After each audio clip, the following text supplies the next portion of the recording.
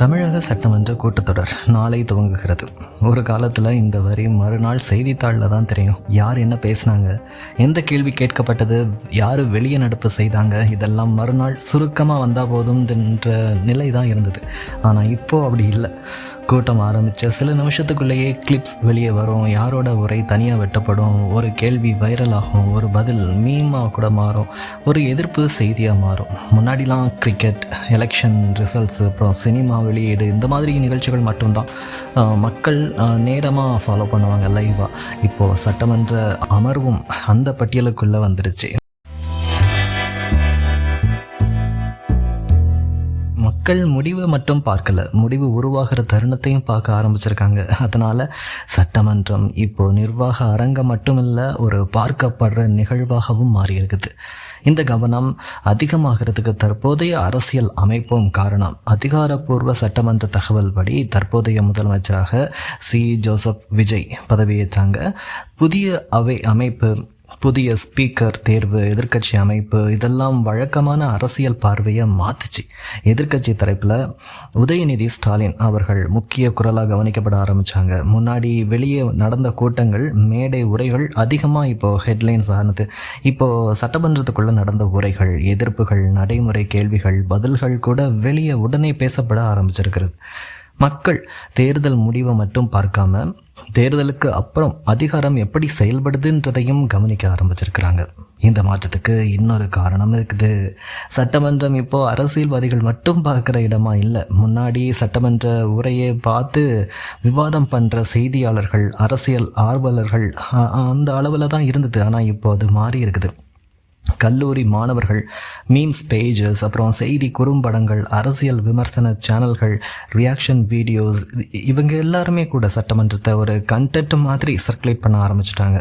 ஒரு உரையில் இருந்து ஒரு வரி மட்டும் வெட்டப்பட்டு வைரல் ஆகலாம், ஒரு கேள்வி கேட்ட தருணம் தனியாக பேசப்படலாம், சில நேரம் முழு அமர்வை விட அதில் இருந்த ஒரு கிளிப்பு தான் அதிகமாக ரீச் ஆகலாம். அதனால் மக்கள் என்ன முடிவுன்னு மட்டும் கேட்க மாட்டேங்கிறாங்க. இப்போல்லாம் அது எப்படி சொல்லப்பட்டது, எந்த நேரத்தில் சொல்லப்பட்டது, யாரெல்லாம் அதுக்கு பதில் சொன்னாங்க, யார் அமைதியாக இருந்தாங்கன்னு கூட கவனிக்க ஆரம்பிச்சிருக்கிறாங்க.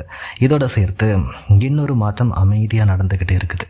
முன்னாடிலாம் அரசியல் பார்க்குறது தேர்தல் காலத்தில் மட்டும் அதிகமாக இருந்தது. இப்போது அரசியல் தொடர்ச்சியாக பார்க்கப்படுற கண்டென்ட்டாக மாறி இருக்குது நே சொல்லலாம். சில செய்தி நிறுவனங்கள் சட்டமன்ற முக்கிய தருணங்களை ஷார்ட் வீடியோவாக வெளியிட ஆரம்பித்தது. சில யூடியூப் சேனல்ஸ் முழு உரையை பிரித்து விவாதிக்க ஆரம்பித்தது. சமூக வலைத்தளங்களில் சட்டமன்றத்துக்குள்ளே நடந்த ஒரு சில நிமிஷ விவாதம் பல மணி நேரம் பேசப்பட ஆரம்பித்தது. அதனால் முன்னாடி சட்டமன்றத்தை ஃபாலோ பண்ணாத ஆட்களும் கூட உள்ள என்ன நடக்குதுன்ற ஆர்வத்தில் இப்போ பார்க்க ஆரம்பிச்சிருக்கிறோம். ஒரு வகையில் பார்த்தா சட்டமன்றம் அரசியல் இடத்துல இருந்து பார்வை கலாச்சாரத்துக்குள்ளே வந்திருக்குது. இதோட சேர்ந்து நேரலை பற்றின எதிர்பார்ப்பும் வளர்ந்துக்கிட்டு இருக்குது. முன்னாடிலாம் யாராவது அவையில் இப்படி பேசுனாங்க, அப்படி பேசுனாங்கன்னு சொன்னால் நம்ப வேண்டியது தான் நம்ம. இப்போ மக்கள் முழு வீடியோ இருக்கா, அந்த பகுதி மட்டும்தானா வெளியே வந்தது அப்படின்னு மாதிரி எல்லாருக்கும் இன்னும் சொல்லப்போனால் எல்லாருக்கும் சம நேரம், ஈக்குவலான நேரம் கிடைச்சிதான்லாம் கேட்க ஆரம்பிச்சிருக்கிறாங்க. டைரெக்டாக பார்க்கவே ஆரம்பிச்சிருக்கிறாங்க.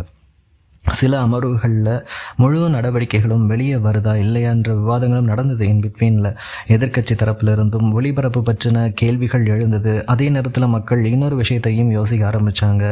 நாம் பார்க்குறது முழு சட்டமன்றமா, இல்லை நமக்கு அதிகமாக கவனிக்க வைக்கப்பட்ட சில தருணங்களா அப்படின்ற மாதிரிலாம். ஒரு நாள் ஒரு ஹாஃப் டேக்கு மேலே சட்டமன்ற அவை லைவ் கட்டாச்சு. அதனால் இங்கே இருந்து இந்த தொடரோட உண்மையான கேள்வி ஆரம்பிக்குது. சட்டமன்றம் இவ்வளவு பார்க்கப்படுற காலத்தில் மக்கள் எதிர்பார்ப்பு அப்படிங்கிறது மாறி இருக்குது. முன்னாடி முடிவு தெரிஞ்சால் போதும்ன்ற நிலை இருந்தது. இப்போ அந்த முடிவு எங்கே உருவாச்சு, யார் விவாதிச்சாங்க, ஏன் சில நாட்கள் தான் கூட்டம் நடக்குதுன்ற ஆர்வம் கூட அதிகமாகி இருக்குது. ஆனால் நமக்கு முன்னாடி தெரிஞ்சிருக்கிறது கூட்டம் நடந்த சில மணி நேரம் தான். அங்கே விவாதிக்கிற சில மணி நேரங்கள் தான் நமக்கு தெரியுது. அதுக்கு பின்னாடி நடக்கிற வேலை, தயாரிப்பு, விவாதம், நடைமுறை, இதெல்லாம் எவ்வளவு பெரிய பகுதின்ற கேள்வி தான் இங்கேருந்து ஆரம்பிக்குது. அப்படின்னா நம்ம பார்க்குற சட்டமன்றம் முழு வேலை அது மட்டும்தானா? இல்லை, வேலையில் வெளியே தெரிஞ்ச ஒரு பகுதியா? அப்போது உண்மையிலேயே தினமும் சட்டமன்றம் தினமும் நடந்தால் தான் வேலை நடக்குமா? சட்டமன்றம் இவ்வளவு பார்க்கப்பட ஆரம்பித்த பிறகு ஒரு கேள்வி ரொம்ப சாதாரணமாக வர ஆரம்பிச்சிருக்குது. அவ்வளவு முக்கியம்னா தினமும் ஏன் நடத்த மாட்டாங்க? வெளியிலேருந்து பார்த்தா அந்த கேள்வி சரிதான், தினமும் லைவை பார்த்துட்டே இருக்கலாமே அப்படின்னு. ஏன்னா நம்ம கண்ணுக்கு தெரிஞ்சது அவை கூடுற சில மணி நேரம், அந்த அவை கூடுற முழு மணி நேரமும் கூட வச்சுக்கலாமே. அந்த அவை கூடுற நேரங்கள் மட்டும்தான் தெரியுது லைவாக. ஆனால் சட்டமன்றம் தினமும் கூடுற அலுவலகம் இல்லை, கூட்டத்தொடர் முறையில் இயங்குகிற அமைப்பு தான் இது.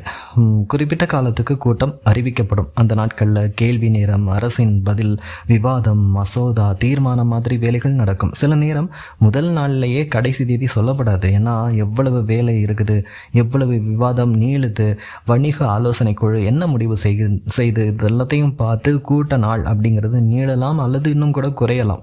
சில சமயம் திருவிழா காலம், தேர்வு, நிர்வாக காரணங்கள், இந்த மாதிரி சில விஷயங்களும் கூட அந்த அட்டவணை ஷெட்யூலில் கூட்டம் நடக்கிற நாட்களை பாதிக்கலாம். அதனால் தேதி உடனே சொல்லலைன்னா குழப்பம் இல்லை, அது ஒரு நடைமுறை. அதுக்கப்புறம் நிறைய பேருக்கு இருக்கும் இன்னொரு சந்தேகம், எதிர்க்கட்சி என்ன கேட்க போகிறாங்கன்னு அமைச்சர்களுக்கு முன்னாடியே தெரிஞ்சிருக்குமோ அப்படின்றது தான். முழு விவாதம் அப்படிங்கிறது முன்கூட்டியே எழுதப்பட்ட மாதிரி கிடையாது. ஆனால் சில நடைமுறைகள் இருக்குது. கேள்வி நேரத்தில் கேட்கப்படுற பல கேள்விகள் முன்னாடியே விதிப்படி சமர்ப்பிக்கப்பட்டு விடும். அந்த கேள்விகள் சம்மந்தப்பட்ட துறைக்கு அனுப்பப்படும். அங்கே அதிகாரிகள் தரவுகள் சேகரிப்பாங்க, டேட்டாஸ்லாம் கலெக்ஷன் பண்ணுவாங்க. அதை பார்த்துட்டு அமைச்சர் பதில் தயாரிப்பார். அதனால் தகவல் தயாரிப்பு அப்படிங்கிறது இருக்கும். ஆனால் நேரடி விவாதத்தில் கூடுதல் கேள்விகள்லாம் கேட்பாங்க, எதிர்ப்பெல்லாம் தெரிவிப்பாங்க. அதுக்கெல்லாம் உடனடி பதில், அரசியல் தருணம், அதெல்லாம் சூழ்நிலைகள் வைத்து பதில்கள் சொல்லப்படலாம். அதனால் முழுசாக முன்கூட்டியே தெரியும் அப்படின்னு சொல்ல முடியாது. ஒன்றுமே தெரியாமல் அவங்க கேள்விகளை எதிர்கொள்வாங்க அரசியல்வாதிகள், ஆளும் கட்சி அப்படிங்கிறதும் நம்ம சொல்ல முடியாது. இதுக்கு பின்னாடி வேலை செய்கிறது அரசு துறைகள், செயலாளர்கள், நிர்வாக அதிகாரிகள். இவங்கெல்லாம் அரசு பணி தேர்வுகள், அப்புறம் நிர்வாக நியமனங்கள், பதவி உயர்வுகள் வழியாக மேலே வர்றவங்க. அவங்க வேலை என்னன்னா பேசுறது கிடையாது, அவங்க வேலை தகவல்கள் தயாரிக்கிறது. அதனால் வெளியே அதிகமாக தெரியாத ஒரு உலகம் இருக்குது. அவை அரங்கத்தில், சட்டமன்ற அந்த அரங்கத்தில் ஒரு அமைச்சர் எழுந்து பதில் சொல்கிற நேரத்துக்கு முன்னாடி பல அடுக்கு வேலைகள் அங்கே நடந்திருக்கும். துறை அதிகாரிகள் டேட்டாஸ், தரவுகள் எடுத்திருப்பாங்க, கோப்புகள், ஃபைல்ஸ்லாம் கம்பேர் பண்ணியிருப்பாங்க, கலெக்ஷன் பண்ணியிருப்பாங்க. அந்த ஃபைல்ஸ்லாம் கலெக்ட் பண்ணி ஒப்பிடப்பட்டிருக்கும். முந்தைய பதில்கள்லாம் பார்க்கப்பட்டிருக்கும். அப்புறம் சட்டமன்ற செயலாளர் அலுவலகம் பட்டியல் தயார் செய்யும். எந்த கேள்வி எப்போ வரணும் அப்படின்னு ஒரு ஒழுங்கு இருக்கும். இதுக்கு மேலே சில விஷயங்கள் குழு அப்படிங்கிற அந்தந்த குழுக்களுக்கு போகும். அந்த குழுக்கள் செலவு, உறுதிமொழி, துறை செயல்பாடு மாதிரி விஷயங்களை தனியாக நிர்வகிப்பாங்க. மக்கள் பார்க்குறது இறுதி விவாதம். அதனால் கூட்டம் இல்லாத நாளும் வேலை அப்படிங்கிறது இல்லாமல் இருக்காது, இருக்கும். வெளியே அமைதியாக இருந்தாலும் உள்ள தயாரிப்பு ஓடிக்கிட்டே இருக்கும். அப்போது நைட்டு எல்லாரும் வீட்டுக்கு போயிடுவாங்களா? அவசியம் இல்லை. ஆக்சுவலி அவை நடக்காத நேரத்தில் கூட அடுத்த நாள் பட்டியல், அப்புறம் பதில் சரிபார்ப்பு, ஆவண ஒழுங்குபடுத்துதல், நிர்வாக தொடர்பு வேலைகள், அப்புறம் சம்ஹவ் எமர்ஜென்சி வேலைகள் கூட தொடரலாம். அதோட முக்கியமாக பாதுகாப்பு அப்படிங்கிறது ஒரு தனி அமைப்பு. உறுப்பினர்கள், அதிகாரிகள், ஊடகம், வருகையாளர்கள் யாரெல்லாம் எங்கே போகலாம், எங்கே நிற்கணும் அப்படிங்கிறதுக்கெல்லாம் ஒரு விதிமுறைகள் இருக்கும். இன்னொரு கேள்வி, அவசர நிலைனா என்ன? நடைமுறையில் தேவைன்னா சிறப்பு கூட்டத்தொடர் அழைக்க முடியும். அப்போது மாநிலம் முழுக்க இருக்கும் உறுப்பினர்களுக்கு தகவல்கள் அனுப்பப்படும். எம்எல்ஏஸ்க்கு தகவல் அனுப்புவாங்க. இப்போலாம் தொலைபேசி, மின்னணு தகவல், அதிகாரப்பூர்வ அறிவிப்பு எல்லாமே மின்னஞ்சல் வழியாக கூட சீக்கிரமாக ஒருங்கிணைக்க முடியும். தமிழ்நாட்டோட கடைசி முனையில் இருந்தாலும் கூட ஒரு உறுப்பினர், சட்டமன்ற உறுப்பினர் வருவதற்கு ஏற்பாடு செய்வது சட்டமன்ற அமைப்போட ஒரு பகுதியாக இருக்குது. இங்கிருந்து நேரலை, லைவ் அப்படிங்கிறது கேள்வி வருது. மக்கள் இப்போது என்ன நடந்தது அப்படின்னு மட்டும் கேட்க மாட்டாங்க, நாம் பார்க்கணும் அப்படிங்கிறது தான் பார்க்குறாங்க. அதனால் சட்டமன்ற ஒளிபரப்பு பற்றின எதிர்பார்ப்பு அதிகமாகி இருக்குது. இன்னும் அதிகமாகிக்கிட்டே தான் போகுது.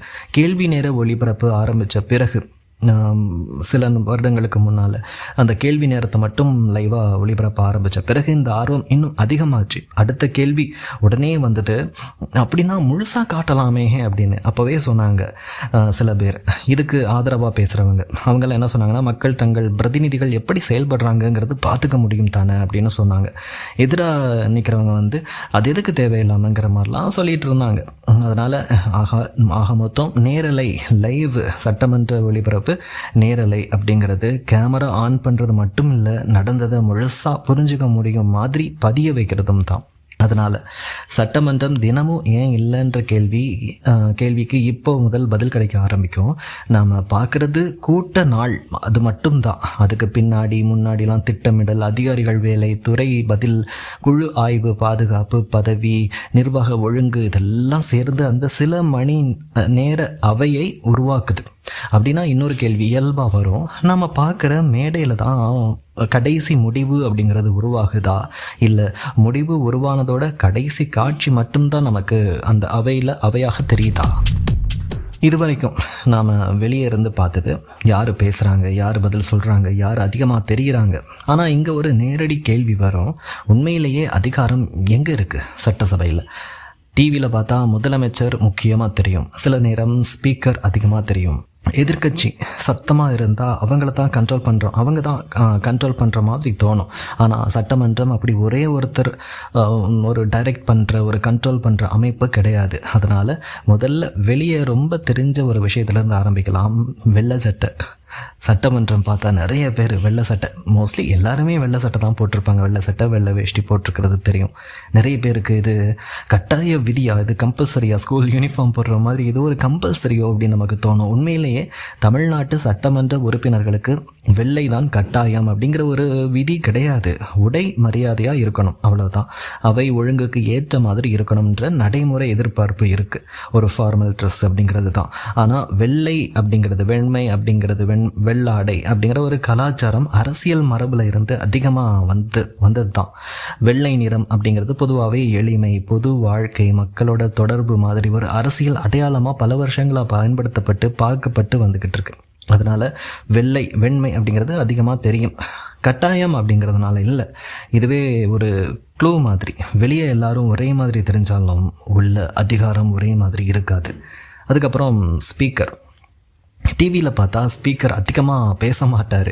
ஆனால் அவை அப்படிங்கிறது நடக்கிற நேரத்தில் உடனடி அதிகாரம் அதிகமாக இருக்கிறவங்களில் முதன்மையானவர் ஸ்பீக்கர். யார் பேசணும், எவ்வளவு நேரம் பேசணும், யார் பேசலாம், எவ்வளவு நேரம் பேசலாம், ஒழுங்கு குலைஞ்சா என்ன செய்யலாம், எந்த விஷயம் பதிவாகணும், எது நீக்கப்படணும் அப்படிங்கிறது எல்லாத்தையும் கட்டுப்படுத்துறது இந்த ஸ்பீக்கர், சபாநாயகர் தான்.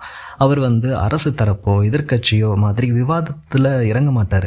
அவை அப்படிங்கிறது, சட்டமன்றம் நடக்கிறத பார்த்துக்குவார். கண்ணுக்கு அமைதியாக தெரிஞ்சாலும் அவர் இல்லைன்னா அவை நகராது. சில நேரம் ஸ்பீக்கர், சபாநாயகர் ஒரே ஒரு முடிவு எடுத்தால் அந்த முழு நாளோட ஃப்ளோவே மாறி போகும். அப்போது முதலமைச்சர் வெளியிலிருந்து பார்த்தா எல்லா பவரும் முதலமைச்சர்கிட்ட தான் அப்படின்னு தோணும். நடைமுறையில் முதலமைச்சர் அரசோட தலைமை. அமைச்சர்கள் யார், அரசின் முக்கிய திசை, எதை நோக்கி போகணும் அரசாங்கம் அப்படிங்கிறது, அப்புறம் பெரிய பெரிய அறிவிப்புகள் என்ன, இதெல்லாம் அவருடைய அதிகாரம் தான் இருக்கும். ஆனால் சட்டமன்றத்துக்குள்ளே முதலமைச்சர் ஸ்பீக்கரை மாற்றி கூட்டம் நடத்த முடியாது. அதே மாதிரி அமைச்சர் ஒவ்வொருத்தரும் தங்களோட துறைக்கு பதில் சொல்ல வேண்டியிருக்கும். அதனால் முதலமைச்சர் எல்லாத்தையும் நேராக செஞ்சு முடிக்கிறவர் இல்லை, திசை நிர்ணயம் செய்கிறவர். எந்த பக்கம் போகணும் அரசாங்கம், நம்ம கூட்டத்தொடர் அப்படிங்கிறது திசையை நிர்ணயம் பண்ணுறவர். அமைச்சர் அந்த துறைக்கு ரெஸ்பான்சிபிலிட்டியாக இருப்பார். அதே சமயத்தில் ஒவ்வொரு துறை அமைச்சர்களும் அந்தந்த துறைக்கு ரெஸ்பான்சிபிலிட்டியாக இருப்பாங்க. முதலமைச்சர் மொத்தமாக அந்த அரசாங்கம், தமிழக அரசு அப்படிங்கிறது எந்த திசை நோக்கி நகரணுங்கிறத பெரிய முடிவு எடுப்பார். இதுக்கெல்லாம் பின்னாடி நிர்வாகம், அரசு அதிகாரிகள் அவங்க வேறு அடுக்கில் வேலை செஞ்சுக்கிட்டு இருப்பாங்க. அப்போது எதிர்க்கட்சி என்ன தான் செய்யும்? வெளியே நிறைய பேருக்கு எதிர்க்கட்சினா சத்தம் போடுறது, வாக் அவுட் பண்ணுறதுன்னு தோணலாம். ஆனால் சட்டமன்றத்தில் எதிர்க்கட்சியோட முக்கிய வேலையே கேள்வி கேட்கிறது. அரசு சொல்கிற எண்ணிக்கை சரியாக இருக்கா, திட்டம் நடக்குதுன்னு சொல்கிறாங்க, நடந்ததா, வாக்குறுதிங்கிறது எங்கே வந்துச்சு, இதெல்லாம் தொடர்ந்து கேட்குற அமைப்பு எதிர்க்கட்சி. அதனால் எதிர்க்கட்சி இல்லைன்னா விவாதத்தோட ஒரு பக்கம் குறையும். ஒரு தட்டு இல்லாத ஒரே ஒரு தட்டு கொண்ட தராசு போல், இரு கை ஓசை தான் இணைங்கிற மாதிரி. 2 தட்டு இருந்தால் தான் தராசு, 2 கை இருந்தால் தான் ஓசைங்கிற மாதிரி. எதிர்க்கட்சி இல்லைன்னா எதுவுமே இல்லை. அதே நேரத்தில் இன்னொரு அமைப்பு வெளியே தெரியாமல் இருக்கும், சட்டமன்ற செயலாளர் அலுவலகம்.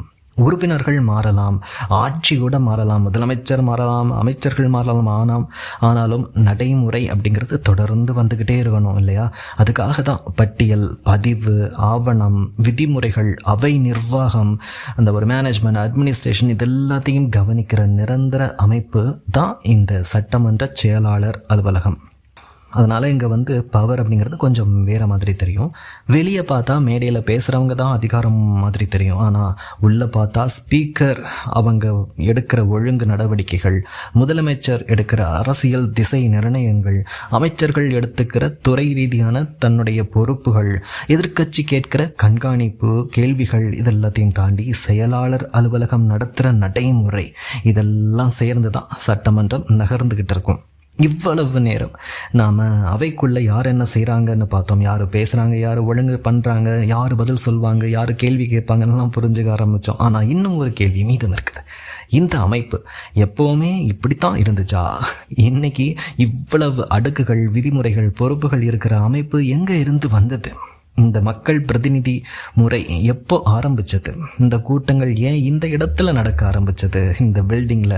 இன்னும் முக்கியமாக நாம் சட்டமன்றம்னு நினைக்கிற இந்த உலகம் ஒரே கட்டிடத்தில் தான் இருந்ததா, இல்லை இதுக்கும் இடம் மாறிய வரலாறுகள்லாம் இருக்குதாங்கிறத பார்க்கலாம்.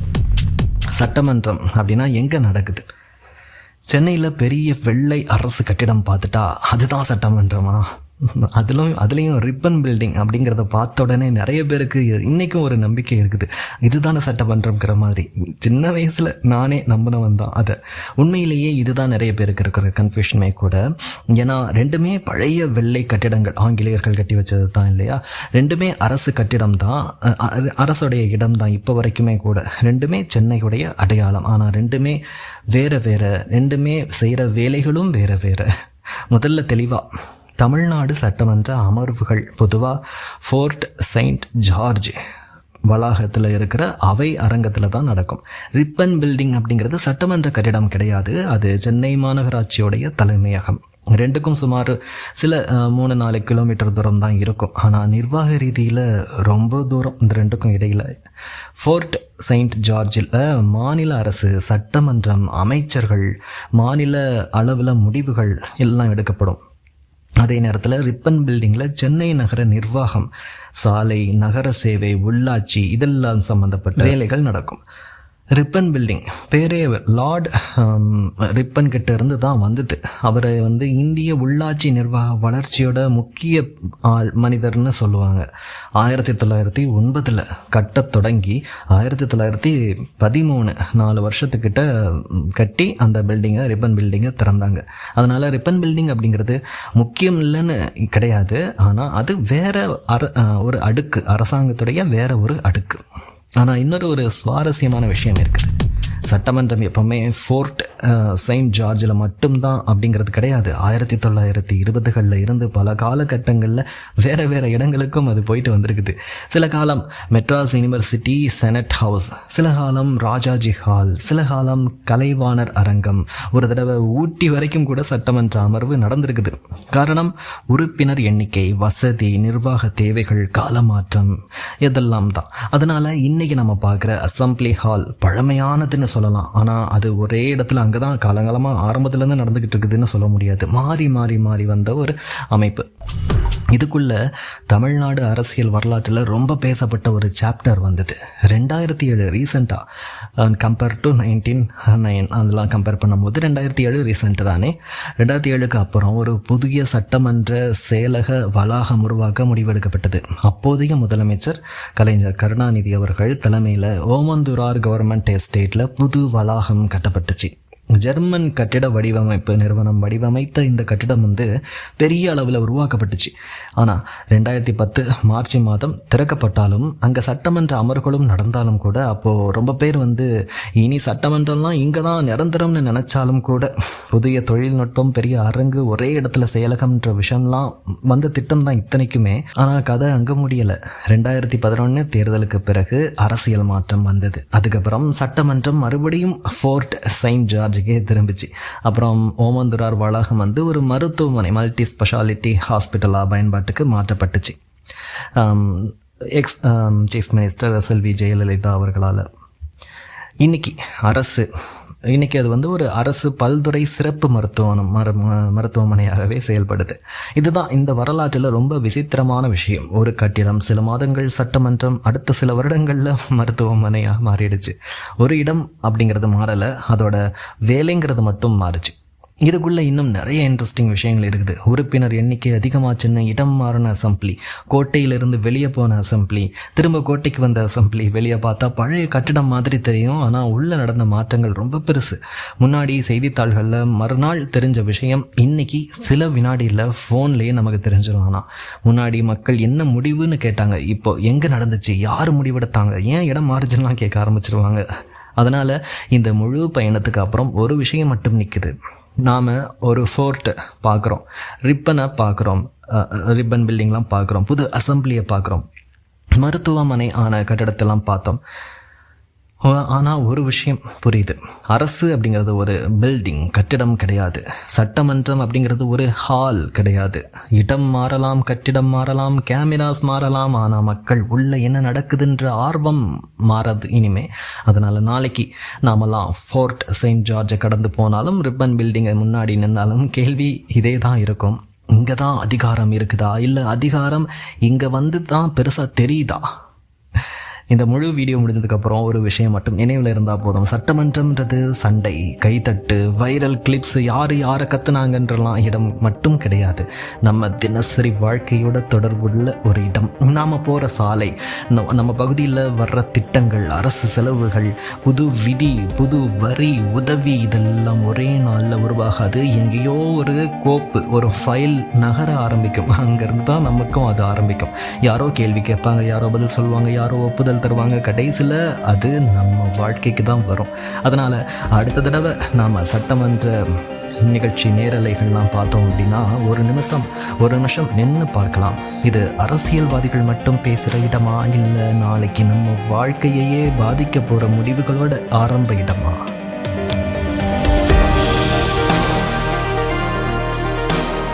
இந்த கதை பிடிச்சிருக்கு அப்படின்னா லைக் பண்ணிக்கோங்க, அண்ட் உங்கள் ஃப்ரெண்ட்ஸுக்கு ஷேர் பண்ணுங்கள். கதையின் மடியில் சேனலை சப்ஸ்கிரைப் பண்ணி வச்சுக்கோங்க. ஹைப் கொடுங்க. எல்லாருக்கும் இந்த கதை ரீச் ஆகட்டும். இதே மாதிரி பல கதைகள் பார்க்கலாம். தேங்க்யூ.